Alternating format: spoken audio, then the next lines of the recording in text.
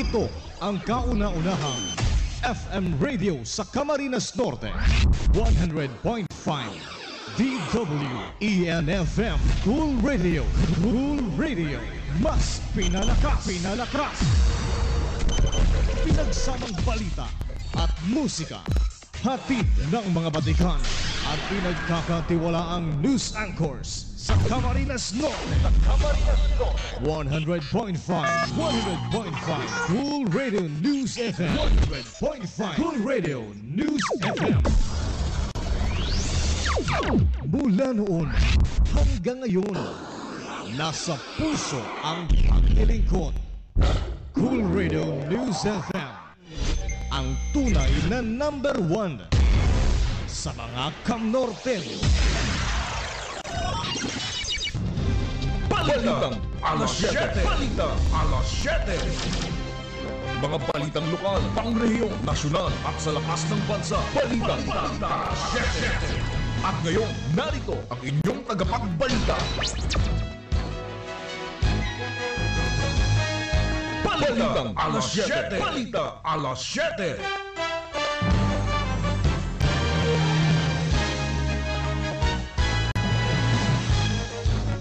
Araw po ngayon ng Martes, Biyernes, October 23, 2020. Layon. Ito po ang Tibalita na 7. Sa panapon ni SM Redeliovid, sa kontrol at news si Philip Wright. Kasama natin sa ating balitaan. Magandang umaga, ako naman si Rafaela Ignacio. Ako po si Alan B. Sa headline po ng ating mga balita, una sa balitang lokal, mga estudyante sa Barangay 1 Mercedes nakatanggap ng school supplies mula sa Sangguniang Kabataan. DSWD na mahagi ng family food packs sa IP community sa bayan ng Kapalonga. Senior citizen na tinamaan ng COVID-19 sa diet, pumanaw na. Provincial Government of Camarines Norte patuloy ang pamamahagi ng tulong pinansyal sa mga guro ng lalawigan. Sa ating balita national, 2 container ng basura mula sa Amerika naharang sa Subic. Bukas na bintana, mga partition sa classroom nakatutulong laban sa COVID-19 ayon sa pag-aaral. Mga doktor hinikayat na mag-apply sa mga ospital. Mga pasaherong pinapapasok sa NAIA binawasan dahil sa aberya sa COVID-19 swab test. Samantala, same-sex civil union suportado umano ni Pope Francis. At North Korea bumaba ng isang rank mula sa 26 na mga bansa tungkol sa national power sa Asia-Pacific. Sa ating balitang sport, Dunaire, target maging 5 Division World Champion. Sa ating balitang showbiz, mala-death threat na red tagging kay Liza Soberano ng General ng National Task Force to end local communist armed conflict, kinonde na. Samantalang super tekla, itinanggi mga paratang ng live-in partner.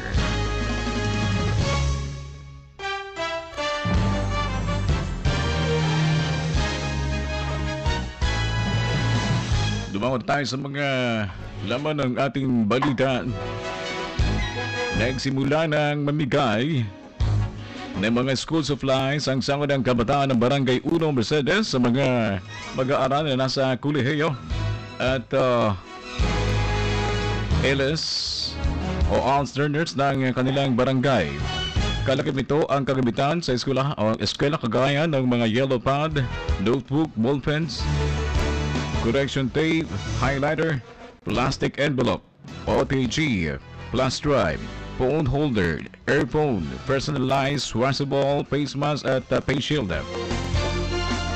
Lain ng naturang programa ang matugunan at maisulong ang delikadidad na edukasyon para sa mga kabataan na kabilang o sa kabila ng nararanasang pandemya. Ang mga napiling mga benepisyary mula sa sinagawang online survey at mga mag-aaral na nagsumiti ng kanilang proof of enrollment ay ang siyang makakatanggap. Habang ang pinakaunang budget ay mula sa limitadong pondo ng SK kung kaya't sinuri sa pamamagitan ng validation at pagpasa ng hinihinging requirements ang mga mag-aaral na biyaan ng programa. Hanggang naman ang buong konseho ng SK ng Barangay 1 Mercedes ay makutulong ito sa ilang mga mag-aaral na kabataan sa kabila ng COVID-19 pandemic. Samantala, patuloy ang pamamahagi ng pamahalaang panlalawigan ng Camarines Norte ng Communication Cash Assistance sa mga pampublikong guro sa lalawigan sa pamumuno ni Governor Edgardo Taliado. Kabilang sa mga naging benepisyaryo ang mga guro ng Tulay na Lupa Elementary School, Labo East District, Labo Central School, gayon din ang mga guro ng Iberica, Bautista, Malasugi, Dalas, Mabilo 1, Mabilo 2, Masalong, Claudio Villahen Elementary School ng Talobatib, at ilang teachers sa Labo West District Barangays, katulad ng Talobatib, Mahawan-Hawan, Pangpang, Kalabasa, Dagit, Maot, Pag-asa, Malangkaw, Basod at Submakin. Layan nito na mabigyan karagdagang insentibo ang mga guro sa patuloy umanong pagsisikap at pagsasakripisyo ng mga ito tungo sa pagkatuto ng mga mag-aaral sa kabila ng kinakaharap na pandemya. Umabot sa higit 400 teachers ang nakatanggap na nasabing assistance. Nagpaabot naman ng pasasalamat ang mga ito sa pamahalaang panlalawigan at sinabing malaking tulong ito sa kanilang pagtuturo. Matatandaan na nagsimula ang pamamahagi ng 1,000 communication assistance noong October 6, 2020.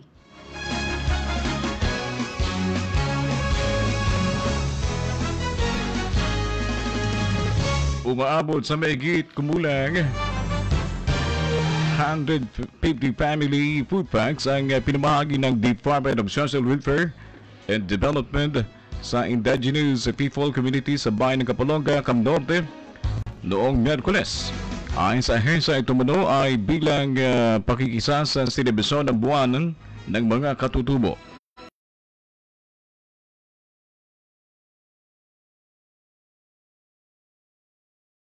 Ang mga benepisaryo ay ang Namid Tribe. Tema ng pagunita ng ika-23 taon ng pagkakapasa ng IFRA o ang Indigenous People Rights Act No. 8371 ay correcting historical injustices for indigenous people rights and welfare. Ay naman sa LGU Kapalonga, walang sawa mano silang sumusuporta sa upang maitaguyod, makilala at mabigyang proteksyon ng mga IPs, katuwang ang iba pa mga ahensya ng pamahalaan. Iba't ibang serbisyo naman ang hatid ng mga ahensya ng gobyerno na nakiisa sa selebasyon tulad ng libreng gupit, pamamahagi ng relief goods, feeding program at pamimigay ng mga kasangkapan sa pagsasaka para sa mga IPs. Sa atin pa rin balitang lokal, inanunsyo ng local IATF sa bayan ng Daet at ng tanggapan ni Punong Bayan Benito Ochoa ang pagkasawi ng isa sa mga nagpositibo sa COVID-19 sa kanilang bayan. Nitong October 20, bandang alas 9 ng gabi ng si Bicol number 2203 ay sumakabilang buhay. Siya ay nagpositibo sa sakit noong October 16 matapos lumabas ang resulta ng swab test.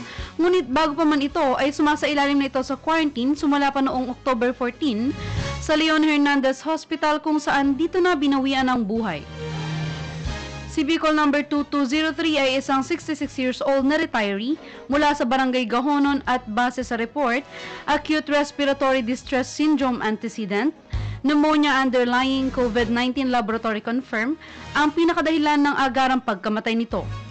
Agad namang isinagawa ang pagpapalibing sa mga labi ni Bicol number 2203 base sa sinusunod na protocols ayon na rin sa tanggapan ng Punong Bayan sa pakikipag-ugnayan ng Cool Radio News.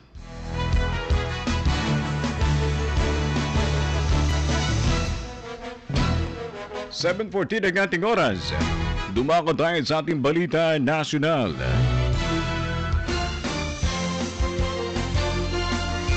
Binuwasan itong araw ng Huwebes ang bilang ng mga pasaherong papayagan makapasok sa Ninoy Aquino International Airport matapos ihinto ng Philippine Red Cross ang pagproseso ng swab test dahil sa hindi pa nababayarang utang ng Philippine Health Insurance Corporation. Kailangan muna kasing dumaan sa swab test ang lahat ng pasaherong papasok ng NAIA, pero simula ng ihinto ng Red Cross ang pagproseso sa test kits, lumabo ang bilang ng mga overseas Filipino workers na naghihintay ng resulta ng kanilang COVID-19 test. Nasa 2,500 pasahero na lang ang pinapapasok ng paliparan mula sa dating 4,000. Nagkumuhog mano ng gabi ng Miyerkules ang PCG at iba pang ahensya ng gobyerno para makahanap ng mga ospital na magpuproseso ng nasa higit 2,000 COVID-19 tests. Wala na rin ang pre-registration na dating ginagawa ng PRC sa mga OFW. Layon pa naman nitong mapabilis ang proseso pagdating sa NAIA mula sa pagbibigay ng detalye hanggang sa swab test. Lalo na ang iginiit ng Malacanang at PhilHealth na mababayaran ng utang sa Red Cross. Sa kabila ng pagbawas ng mga papayagang makapasok sa NAIA mula sa ibang bansa, pinag-aaralan naman ngayon ng Interagency Task Force on Emerging Infectious Disease kung luluwagan na ang restriction para sa mga turista o foreign passport holders na makakapasok ng Pilipinas. Bibigyang prioridad ang mga magmumula sa mga bansang tumatanggap na rin ng mga Pilipino at mababa ang kaso ng COVID-19.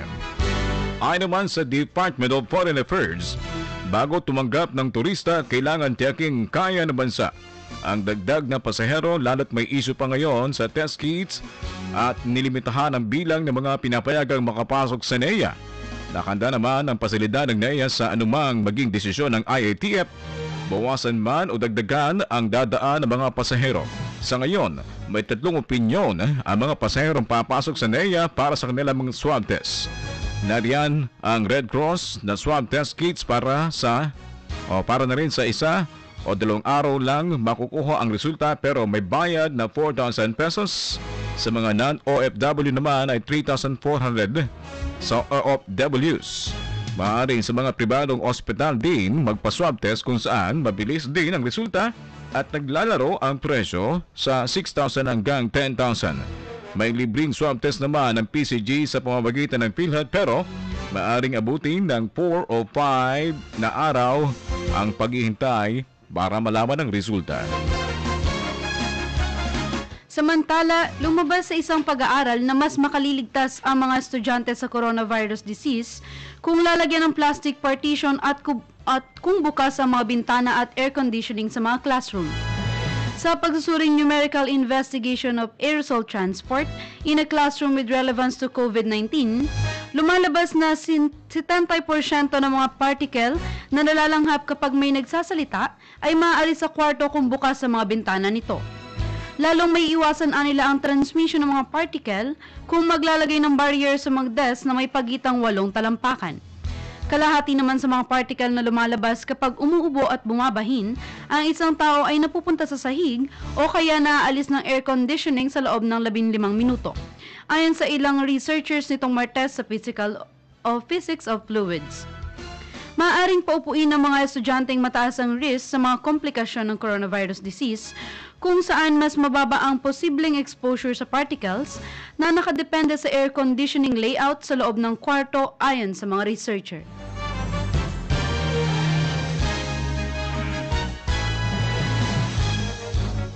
Hinikayat ng Department of Health and Philippine Medical Association ng mga doktor na mag-apply sa mga ospital lalo't nakakaranas ng bagyang kakulangan sa mga manggagamot ngayong panahon ng pandemya.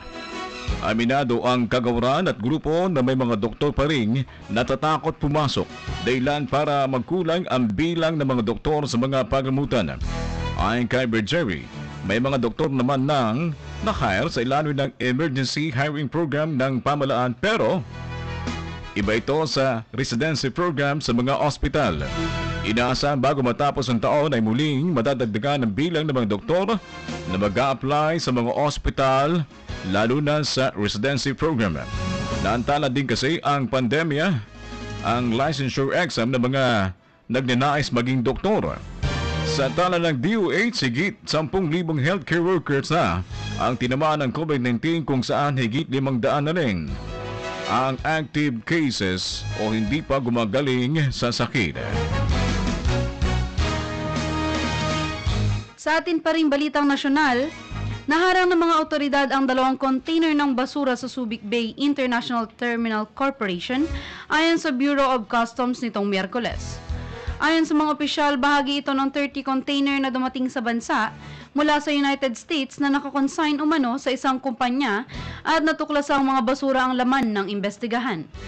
Maaari namang gagamitin ng mga naturang karton para i-recycle ayon sa abogadong si Wilma Eitzma, chairperson at administrator ng Subic Bay Metropolitan Authority. Pero sa pagsusuri ng BOC, lumilitaw na ang kargamento ay naglalaman ng mga ipinagbabawal na materyales sa basura na iligal umano na inaangkat. Sa inisyal na investigasyon ng DENR, lumilitaw na may paglabag sa Administrative Order 2013-22 o ang Revised Procedures and Standards for the Management of Hazardous Waste ang kargamento. Nakahalo kasi ang plastic waste sa karton na ipinagbabawal sa batas ayon kay DENR Undersecretary Benny Antiporda. Dagdag niya, ang karton ang nakalagay sa kargamento pero may nakita pa ring halong basura dito. Nagsasagawa pa ng investigasyon ang mga otoridad hinggil sa dami ng mga basurang naharang. At ayon pa sa mga otoridad, maaaring maharap sa kasong paglabag sa Customs Modernization and Tariff Act at paglabag sa environmental laws ang mga taong nasa likod ng insidente.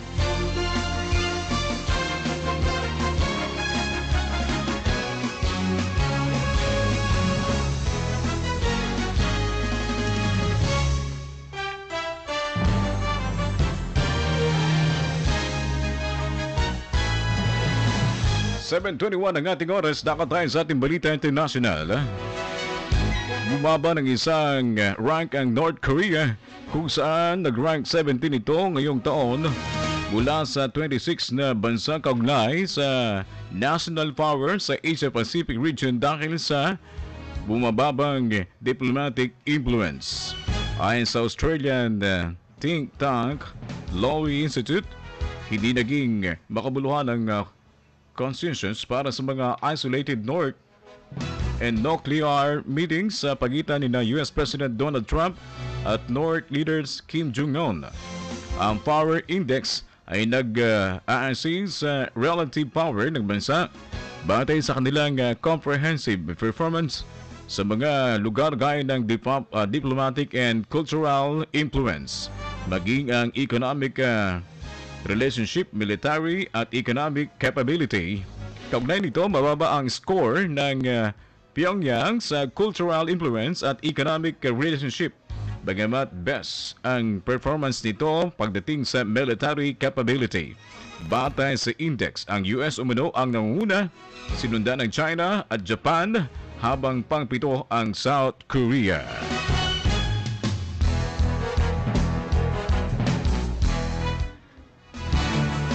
Sa pinakaunang pagkakataon, may santo papa ng hayag ang sinuportahan ng civil union ng mga same-sex couple na nagbibigay ng mga karapatang katulad sa kasal. Sinabi ng papa sa isang documentary interview na ang mga homosexual ay anak ng may kapal at sila ay may karapatang maging parte ng isang pamilya. Dagdag pa nito, walang dapat mapag-iwanan at maging miserable patungkol sa kagayang usapin.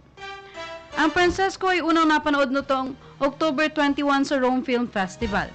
Bago maging Pope ay tinutulan ni nooy Archbishop of Buenos Aires, George Bergoglio, ang pagsasabatas ng same-sex marriage pero sinuportahan ang bahagyang legal protection para sa mga same-sex couple. 7:23 ating oras. Sa ating balita pa rin showbiz.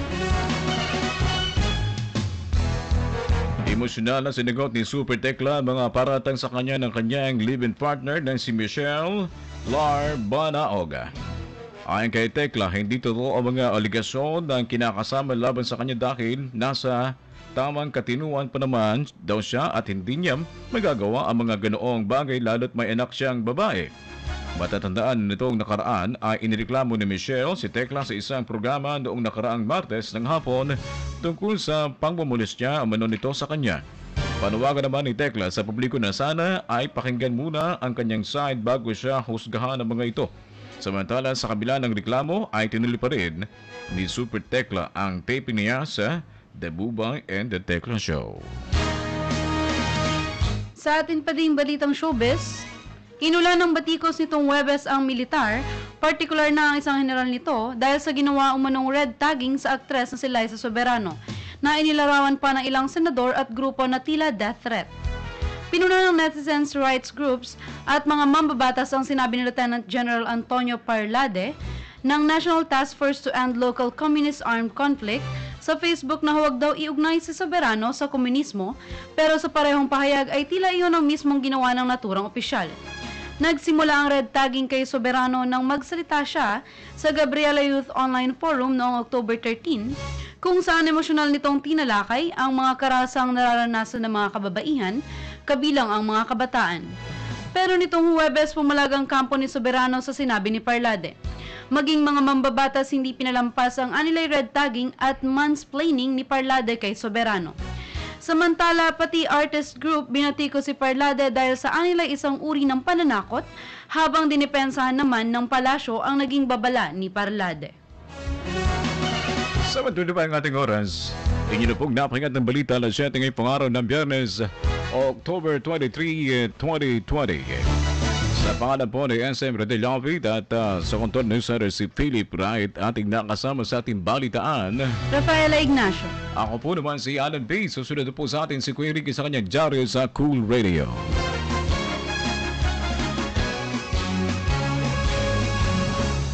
Hello sa ating mga viewers, si Delia Candab ng Adelaide, Australia, si Maria Villaribo ng nibutan ko Marites, Africa, maraming salamat po. So si Rosemary De Jesus, Rita Lostado, thank you po, and si Josefina Sarmiento, at si Delia Delilah Erum, Emma Libria Emma, thanks po si Annalyn Obal Tamisen ng Pasig Metro Manila, ako si Birhel, thank you, and si Jolin Balera, Marites Abragan, Eunice Pinuncos, Jolin Balena, MR R. Terla, and si Rina Bender Ovida. Thank you po. Good morning! Inyong napakinggan, Balita Alas 7. Dito lamang sa DWENFM 100.5.